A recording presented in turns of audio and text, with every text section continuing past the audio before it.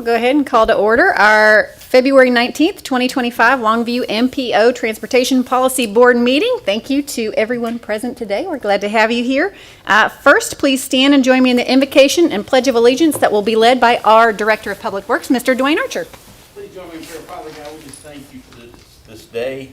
We thank you for the communities that we have the blessing to serve. We just praise you for it. We thank you for each of the citizens. We just ask that you be with them, that you could protect them and you guide them. And we just ask that we make good decisions and good discussion. And we just praise you in the name of Jesus. Amen. Amen. Join me in the Pledge of Allegiance. I pledge allegiance to the flag of the United States of America and to the republic for which it stands, one nation, under God, indivisible, with liberty and justice for all. Thank you, Mr. Archer. Next on our agenda is citizen comment. I do not have any speaker cards, but we have a couple of citizens present. Would anyone like to comment?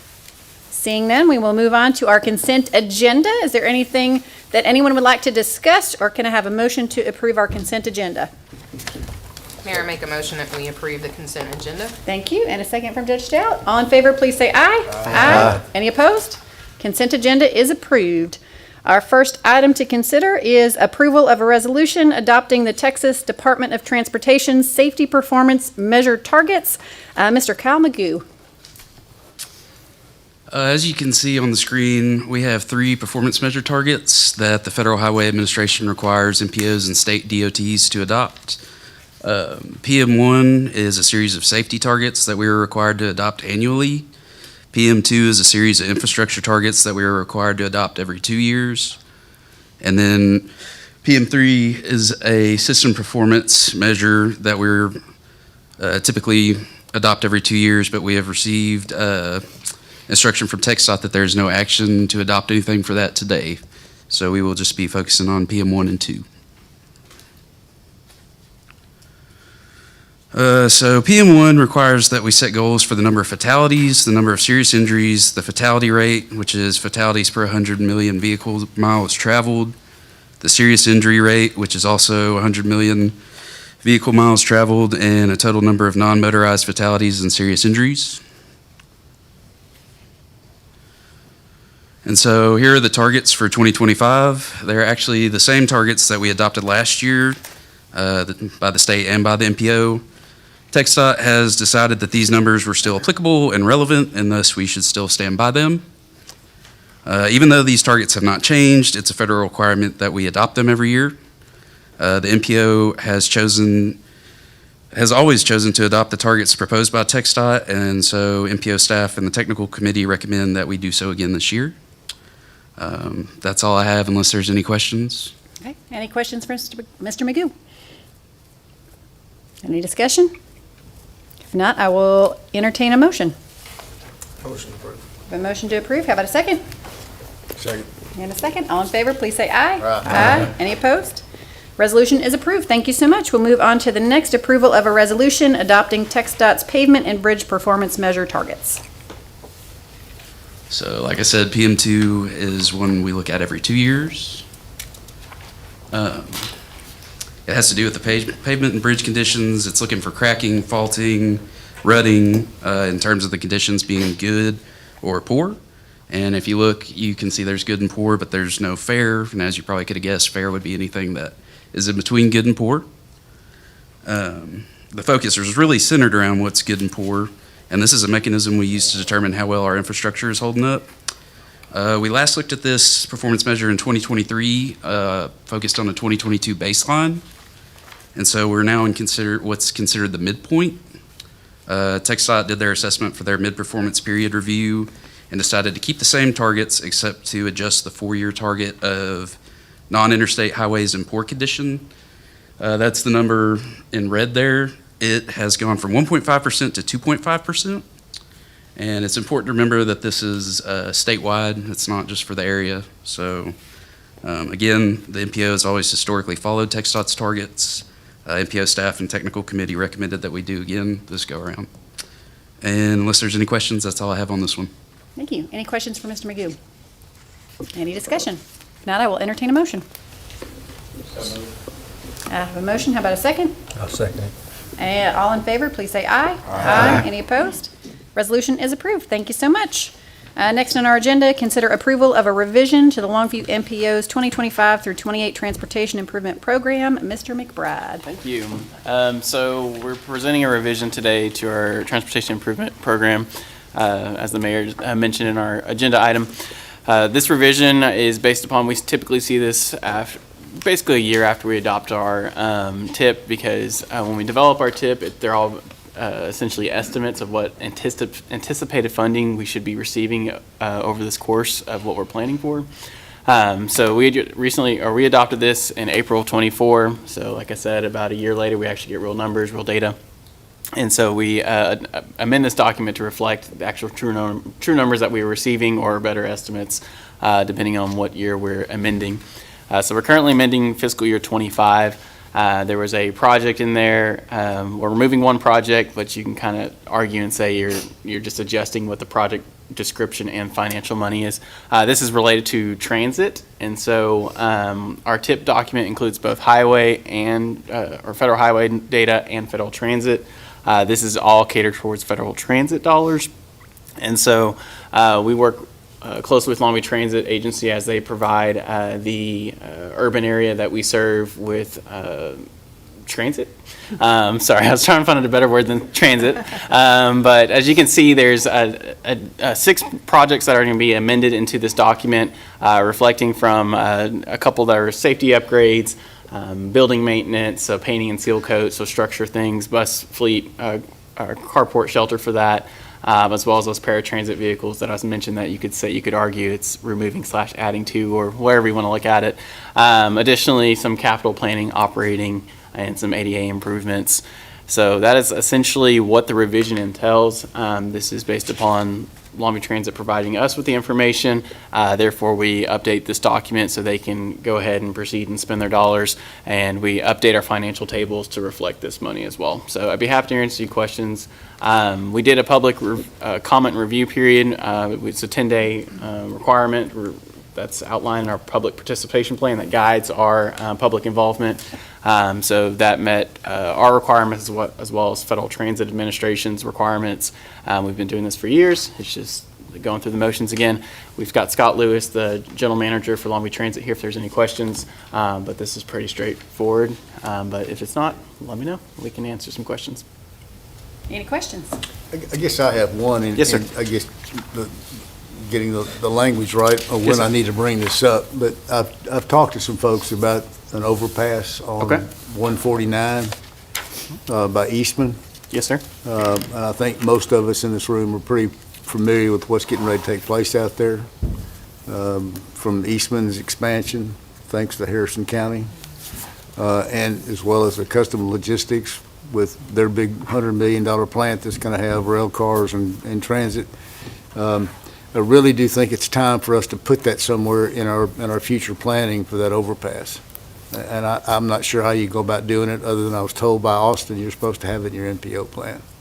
Yes, sir. So that's where I am.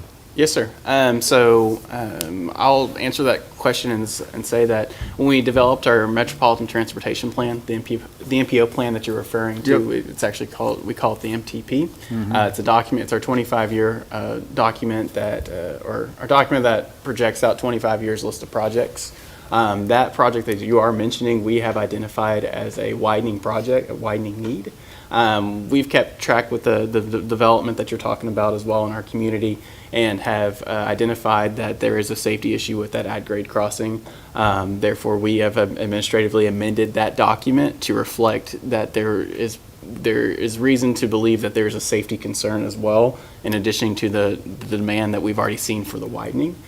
So our document does and will reflect that to kind of help your counterparts get that project hopefully moved up on our list over in the course of time, because the development's happening sooner than we thought, and so we're trying to get ahead of the curve, similar to what you just mentioned, and so we're taking care of that, and we'll be sure to ensure that that's in our document. Yeah, I guess I kind of want to get everything done today that should have been done yesterday, so I'm Yes, sir. kind of in a hurry to try and get that project moving down in Austin. Yes, sir. In this legislature. Yes, sir. So I look to Mr. Webb here to see if he can help me make any guidance with that. Yes, sir. I met with David Jones, who's kind of putting the financial plan together for that development, and we're trying to help them identify some ways to expedite it. Really, we need to get the plan started, and we're not in a position right now to be able to do that. So they're looking at some things. I've been talking to Rollin, and we're looking at some options there, but we all agree it's needed, that's for sure. Do I need to put anything in writing, make that official? No, sir. No, sir. Okay. I mean, an overpass makes sense. Everybody's for it. We just have to figure out how to make it happen. Make it happen financially, and that's our goal, is to ensure that makes it, our dollars are able to be spent on that as well. So we've done our due diligence to ensure that it's in our documents. So Okay. to answer that question, Yes. yes, we've checked that box for you. Yes, sir. Thank you. That's all I have. Yes, sir. Thank you. Any other questions for Mr. McBride? I believe I need a motion. I'll make that motion. I have a motion. How about a second? Second. All in favor, please say aye. Aye. Any opposed? Item is approved. Moving on our agenda to the next page, consider approval of a revision to Longview MPO's Unified Planning Work Program. Mr. McBride. Yes, ma'am. Thank you. So this is our 2-year budget. We're going to amend our current fiscal year 2025 budget to increase our budget by $40,000. So we're going from a total of $240,000 to $280,000. We're looking to bring on an as-needed consultant to kind of follow up from the discussion we just had on the other action item. We've realized that the development happening in this area, it was specifically State Highway 49 is what I'm looking at. There's a need, and the growth need, as well as some potential projects happening in that area that have not been named, that we need to spend more planning action out there than just saying, we recognize it. We want to find another avenue that we can ensure we can use some of our dollars to kind of help figure out what we can fill in the gaps with. And so that kind of the approach that we're taking for planning dollars, we typically are tasked with, like we've done East Loop 281 corridor study. We've done, we've done transit access plan. We've done some special studies that resulted because we saw a need in development stuff. So that is kind of the direction we're going with. This will also be an as-needed consultant to kind of help with. We have a couple of our plans that you could deem outdated because we have a new MPO boundary. So like our bicycle and pedestrian plan doesn't expand into Hallsville, our new area. And so we want to make sure that gets updated. So there's just a lot of internal work that the two of us can't do that's outside of our expertise. So essentially we're wanting to amend this to kind of help guide that to get anything that we can do to supplement within our area with planning expertise. So that's essentially why we're coming here today, to ask for, can we spend this money? To answer any question, that money, we have what we call our carryover funds, our savings account, which we monitor, and we're very conservative in how we spend our dollars. We're able to fund this, so we're good financially there to answer that question. And lastly, we will go to our fiscal agent to amend our budget to meet that as well, that requirement. Super, thank you. Would that person also be available? We were talking with some of the members earlier about the new business park that's coming along Highway 80 and looking at those future needs. Correct. So this as-needed consultant, we're going to frame it into a way of not focusing on one area, but we do have one mention that the Judge Stout presented, but we also have inklings of, we just read in public knowledge about another business park happening in the Longview area, and so we're going to see a lot more traffic on one of our major core thoroughfares, and so that will help as well. We're trying to get ahead of the curve because we don't want to be behind. Perfect. Appreciate the future mindedness of all those things. Any questions for Mr. McBride? Can I have a motion for approval? Motion. And a second? Second. Thank you. All in favor, please say aye. Aye. Any opposed? Revision is approved. Moving on to presentation of the draft of Longview MPO's electric vehicle infrastructure plan. Mr. McBride. Well, this is going to be a fun one. So we'd intake, or as y'all, when we developed our unified planning work program a couple years ago, since it's a 2-year budget, we identified that we got word from the feds, or Federal Highway Administration, that the infrastructure bill allocated some funds for alternative fuel assistance or EV charging. I'll just say what it is. And that there was going to be some allocations to that are going to be provided from this infrastructure bill to enhance our areas. And so I'll caveat and say that we are monitoring legislation and we all see what's going on. And we've already started this plan. So we've already halfway through, as you'll see in our timeline here in a little bit. We're still carrying on with it because we spent this time, staff time, actually developing it.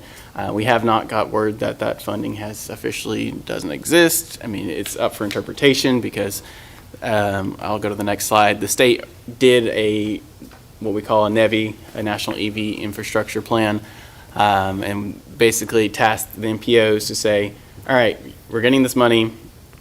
The state's going to allocate it to allocate the pot of money to each of the MPOs. Are going to get a portion of it. Therefore, we need the MPO to either create what we call study areas, or I'll term study areas, or they can say, put them anywhere in our boundary. And when I brought this task up a couple years ago to y'all, I said that I'd rather be a voice at the table and say I want to guide that conversation than to be left behind and let them choose for us. And so we took the initiative and said, look, let's do this in-house. We won't spend too much money on it. It will just be staff time.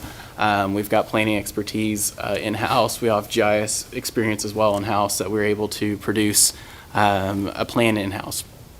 And so with that, like I mentioned, federal money came to the state. The state assigned or allocated apportionments to each of the MPOs.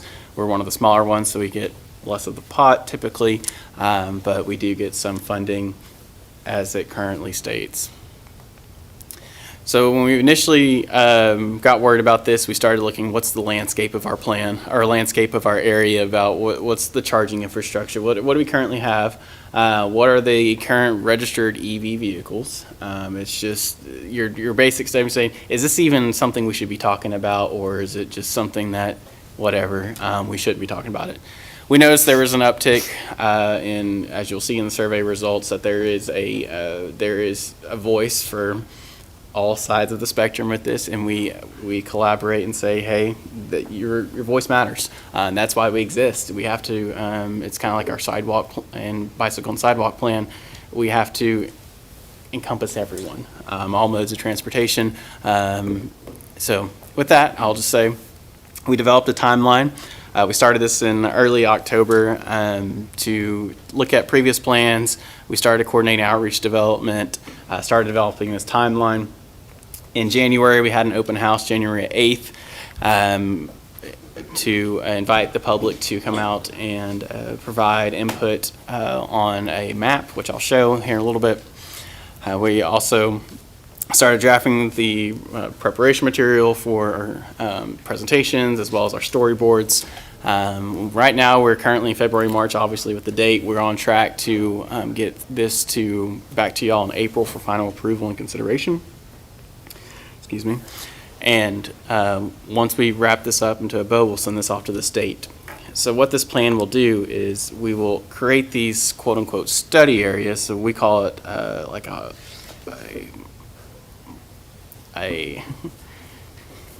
explain the results. We'll create this polygon figure saying most people would desire if a charging station was in this location. And when we send that off to the state, they'll host the application process, the grant reimbursement process for this, and that will be part of a checkbox that they'll look at it and say, does it meet the criteria of a desired location for the MPO? And so they will basically say, it does, okay, you're eligible for that reimbursement program. So that kind of helps guide the potential to get these charging stations in areas that we desire. So we got lots of public media attention, made it on the front news, above the fold is what my parents would always say. So that was beautiful. Got lots of attention there. KLTV picked it up. San Antonio picked it up. The next one, Texas Tribune picked it up. And Of course, we advertise on City View, so City TV as well. So we got lots of attention. We thank our fiscal agent, City of Longview, for battling the comments on social media, just monitoring of, trying to answer questions as best we can. And they reached out to me. I kind of helped portray some of those answers too, but we appreciate them for tackling that because we're not social media experts in-house, so we have to rely on sometimes our fiscal agent to do that for us. Additionally, we created an online website. I'll let this kind of demo. So we had an online interactive map that kind of told the story about the NEVI plan. Additionally, we talked about what the different charging stations. I won't go into too much detail. The plan will actually talk about a lot more, but this was our website that we created in-house to provide. We also talked about the current landscape of the infrastructure. Additionally, we created an online interactive map tool. GIS is my background, and so this was just right up my alley. Got to brush off some of my skills. So created an online map that was someone could zoom in, drop a pinpoint, and say, my demonstration was the mall. As you can see, a lot of the comments, you can obviously see that was one hot location. Able to create a comment, put there, say, that's where I suggest a charging location. Boom, perfect. If that didn't work out for you, you could roll in to, that's timeline and events. Sorry, I'm getting ahead of myself. The interactive map didn't work out for you. We also had a Google online survey. People were able to provide input results that way. Here's the results from the interactive map. I created a heat map to kind of indicate where the hot spots were. Longview Mall, I'll just be transparent if you're familiar, that's just big parking lot, stores, there's eatery there. It's just a hot area that people were like, that makes sense for a charging infrastructure. Additionally, downtown was a huge one. People want downtown Longview. So I will caveat say this was to anyone within our region was able to do this, or even outside of our region. Anyone had access to provide input. Longview is considered, hence Longview Metropolitan Planning Organization, is the urban area. A lot of people come in from all the smaller cities. Longview has a greater retail trade area because it has a lot of the services that the smaller towns do not provide. I'm not saying they're lacking anything, that's just how it works. Additionally, saw some off I-20, some of the fueling stations there, as well as the airport was in consideration. So you can kind of see where majority of the comments were. Additionally, I talked about our Google survey. This is your generic questions. Like I said, we had a spectrum from everybody. Were you a daily driver? Do you own an EV? Or you don't even care about EVs? We got it all. So we talked about how often do you drive it? Would you consider driving it? We also talked about if you did drive one, what would attract you to go to these locations, or where would you go to charge? And I'll say this: developing this plan was not. Yes, it's intended for the people who live here, but if you own an EV, more than likely you're charging at home, unless you live at an apartment that is not able to charge. So that was, I thought, what hit home with me. Someone made that comment in our public comment, was that I would love a charging station because all we have is one right now and they charge outrageously. And I can't charge in my apartment because I'm on the 3rd floor, but I want an EV. And it's like, okay, that's, you got to think about that. There's also a flip side of that. It's tourism. You get people off I-20 to come into Gladewater, antique capital of the state, and so you've got that. You've got wanting people to come to Longview to go to the downtown areas. You could see library.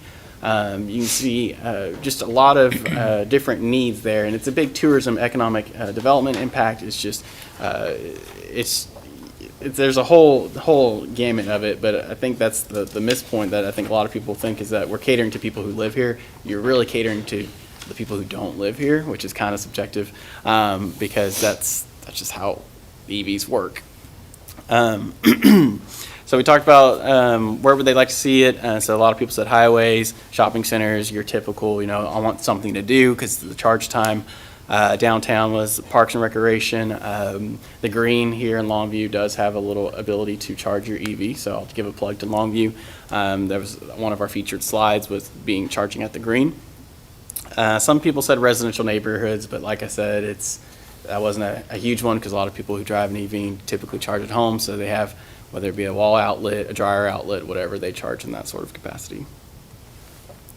There's challenging barriers. You can read to the left on the side what some of the comments were. You can see the lack of charging, long charging times, cost of charging, so not enough infrastructure, limited access to fast charging, and then you got your free response answers. It's not a priority to me. Tax dollars shouldn't be used for this. I charge at home, but when I travel, and so you get a whole. Like I said, we encompassed a lot. We had about 54 respondents, so it's. For something that's a very hot topic, we still got we got a lot of attention, and everyone got to know what the MPO does, and so it was interesting to. It's for better or for worse, we got some attention. Additional input. This was kind of similar to what I said. If the interactive map didn't work out for you, or you weren't able to come to our public meeting, our open house, we were able to. You could provide, hey, no, Target, Sam's, Walmart, Longview Mall. Recreational areas, Paul Borman Trail wasn't mentioned in one of them, City Hall, gathering spots. Some additional comments, people were worried about the funding aspect of it. There was misconception that essentially it was going to be free charging. That's not how the grant was entitled to work. It was supposed to help incentivize the private sector to, private or public, I'll just say that, to apply for this grant to obtain that funding to help reimburse the cost of installing one.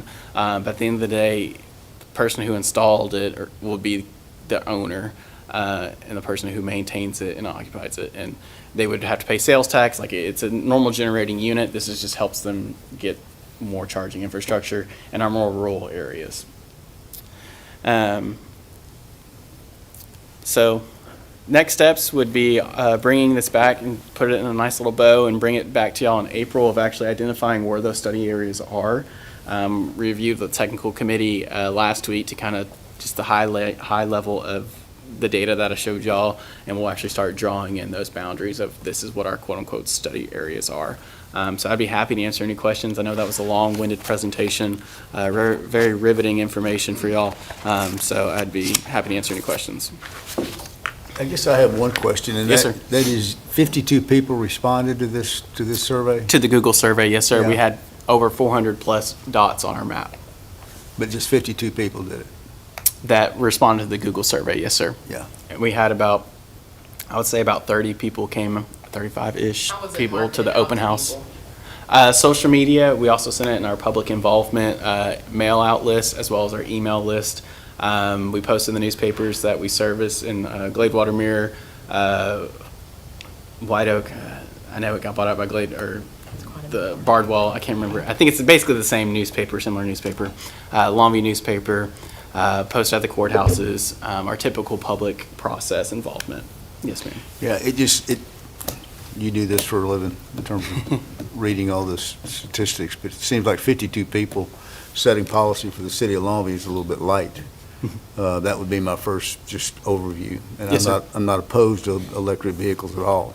Yes, sir. My second question is, under the new administration in Washington, are they going to continue to fund these kind of programs? We're still monitoring that. We have not got official word So directly to the money you're us. applying for now is already down there in the bank and you can apply for it? We have not been told it has disappeared Okay. yet. So you're putting all this together, but you're not sure about where we're going to get money or not? And Yes, sir. And it's also, it's the information that gives it out to help, and I would say encourage, but more of provide insight to, if developers, someone came in and was like, look, I just want to install charging stations. Does anybody have any data to help reflect where I should go? It's just another data mechanism at that point. Yes, sir. Thank you. Yes, sir. Brian, is this to incentivize the private sector of businesses will it be incentivizing them? Or this is where the cities would be responsible for the oversight of this? Whoever applies for that grant, I guess, whoever is going to administer the charging station would be the ones that would benefit, I guess you say, if they. But is that gonna be the private sector businesses, or is that gonna be cities and counties and? Can I say yes to both? It depends on if it's public sector applying for or private sector. Whoever's applying for that grant, for that reimbursement, who's going to front the cost to get that reimbursement back? There's no private, public. It's whoever's going to own the station. So can I use Gladewater as an example? Sure, If absolutely. Gladewater said, hey, we'd like to apply for that grant, if that grant money still exists, we'd like to install the charging station. They apply for the grant and they were like, okay, you check a box, you meet all this criteria, you're able to obtain that, and then you're going to want charging or be maintaining it, whether that's setting up the, there's different specs and needs that you need, like how are they going to pay for it? You know, it's your typical, you're basically installing a fuel station, a pump. You know, it's whoever wants it's whoever to apply, wants. So my question would be though, if this generalized plan that you're talking about, it's going to identify the locations that supposedly will justify the EV station being there, how will that then be marketed to either businesses or cities? I mean, will you just go and say, hey, these are the spots that have been identified, anybody want to apply? Is that the plan, or? That is the case. So if we get confirmation, I'm on a very tight, I can't say too much, not just because I just don't know which way before. I don't want you to hold me to it, especially right now.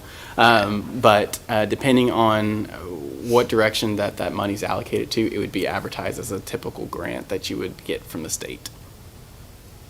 All right, thank you. This is going to be a wild question, you probably can't answer it, but do you have any idea, number one, how many electric vehicles are owned in this community and in East Texas as a whole?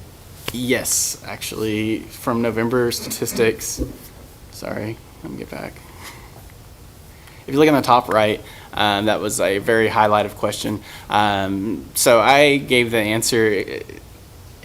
Granted, EVs have not been more relevant over time. I would say about, on average, obviously there's some more urban areas that have a higher percentage. I would say typically about 1% of 1% of registered vehicles in your area are typically EV. I added it up, it was 850 abouts of those counties. And that's currently as of November, so I mean, it's the NCT-COG, thank you, Roland, hosted a website that tracks registration for counties, or registration in general, obviously, that show how many registered vehicles are in EVs. And that was the common thing. Most people, you know, the comments that we were getting from, because even from the open house, we got both sides of the spectrum. They're like, there's only two, and they both live in my neighborhood. And it was like, realizing they all look the same, you know, there's no like some sort of different flair on them. But that's kind of what the direction was. Like, no, there's actually more than we see. We struggled with this when we were building the parking facility downtown, Yes, whether sir. to have them down there or not. And after talking Safety. with fire and Safety. a lot of professionals, they voiced their concern of not to do it because it's a tremendous fire hazard once a fire starts with a battery. Yes, sir. You can't put it out with just water. Whether you put the charger on the street or wherever else, those locations need to be having that in mind when you do it, because they haven't got the technology down yet Correct. to where Yes, it needs sir. to be. And these things will just blow up and start a fire. And so Yes, sir. we just totally shied away from it in the parking facility. Interesting. Dan, did you have a question? Go for it. Yes. Just say your name for the record. Sorry, I'm Dan Droege. I'm here for Net RMA, but I own a Tesla, and I've owned it for 2 years. And to me, it's more of a private business that would be doing this. Most of the times you see them at Buc-ee's, Collins Street Bakery, Targets, at places that you want people to come visit. You want them to eat and drink while they're, charging their car back up. So local people doing that survey doesn't matter to us. We charge at home. And so I don't need one downtown. I'd love to see one downtown for people coming to Longview, but I just wanted to touch on that, let you know that. Good point. Thanks, Dan. Any other questions for Mr. McBride or comments? Okay, we'll move on to MPO staff updates. Give me a second, sorry. Council meetings, it makes it look easier than it is. So MPO updates, we did our annual performance expenditure report. That's just our audit to the state showing how much money we spent, accounting for every penny. That got approved by Federal Highway as well as the state, saying that we did our job, so go us. We're developing our next 2-year program. It's the UPWP. We like acronyms. We all see the draft in May. It's due, or you'll see it in April. It's due in May. Sorry, flip those two. And then you'll see the final in June, right before I meet with the fiscal agent to get confirmation that there's money there to afford us, which they get 100% reimbursed. So that's just part of the due diligence there. Looking to do, I'll give you a little insight on that. We got additional planning funds through the state's programming of redistribution formula of the planning dollars. And that is specifically as it relates to the money that I can use for my staff dollars, not construction dollars, but staff dollars. The 24 MPOs met and said, look, we get a pot of money to allocate to each of the MPOs. Let's look at that again. We haven't looked at it since early 2000s. And what they did was, like, there was a minimum baseline. Don't quote me. It was basically, if you were a small MPO and didn't meet a threshold by formula, you at least would get $180,000. We all know times have changed. You know, there's a lot more requirements that's happened over the time since the early 2000s. So we said, you know what, let's get back together. Let's look at it. Let's up that minimum threshold to 375. And so we're one of the ones that were benefited from moving that minimum up to 375. So essentially, all that in a nutshell to say is that we're getting additional revenue to kind of do these planning studies. So kind of insight, looking into fiscal year 26 and 27, I'm coming back to asking for an as-needed consultant. I really think that's more beneficial for me than hiring a full-time employee.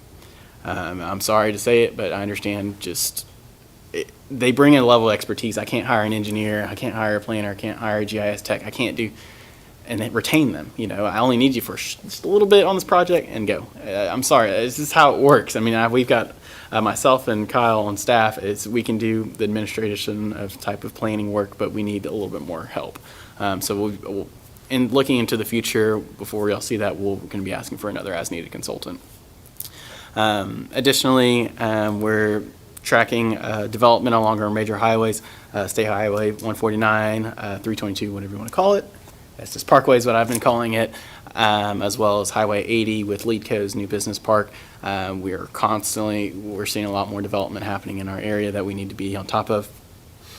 We're monitoring legislation, as Judge Stout mentioned. The change of administration brings different how money was being spent in the previous administration, so we're constantly making sure that we're dotting our I's, crossing our T's, and seeing what funding is actually truly there and what has now been rescinded. So we're anxiously waiting to see what kind of impacts that does onto us as our planning dollars, but as well as our construction dollars. So we're constantly making sure we're keeping up with that. And additionally, as we look towards the future, the reauthorization of the transportation bill is coming up, and so that's something that we're a year out from, and so we want to make sure that we are on top of things and our priorities are being met at the federal level for our local area. So with that, that's all I have for the MPO updates. Happy to answer any questions. I'm sorry you got to listen to me all day. Don't get choked up. I know it was pretty riveting stuff. So good. Sorry. I really can't talk. Brian, thank you. Great job. Thank you. Thank you, everybody, for being here. Appreciate your time. It's valuable. And we are adjourned. Thank y'all.